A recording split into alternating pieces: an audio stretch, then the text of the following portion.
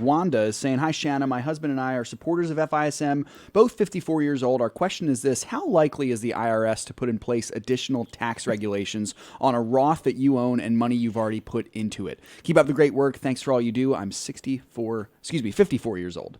Okay, that's a great question, Wanda. You know, we talk about that a lot. We talk about qualified money.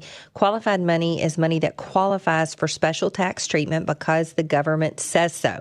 So the government created retirement accounts, including employer accounts, 401ks, 403bs, IRAs, including traditional and Roth. So they set the rules on what's going to happen, and you often hear us warning, don't get too much of your liquid net worth tied up in qualified accounts because, you know, one risk is that taxes will be higher in the future. Now, that's not a risk for Roth accounts because the money that you put into a Roth, as long as you meet all the qualifying conditions, comes out tax-free.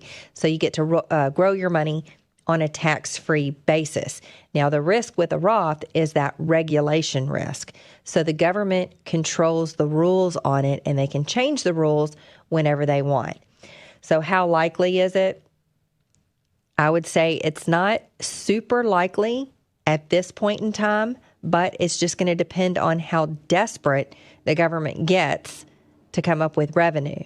So there's a much smaller percentage than I would like to see of people who have actually taken advantage of Roth accounts at all, because people tend to live in the moment.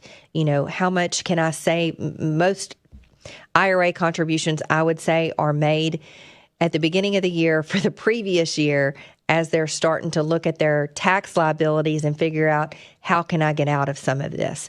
And so that's not the best place to start, or that's not the best reason to fund an IRA, because you really have to be taking into consideration what tax rates are going to be in the future. So, you know, at this point, there's not a lot of people that own Roth accounts, so the balances in those aren't as high.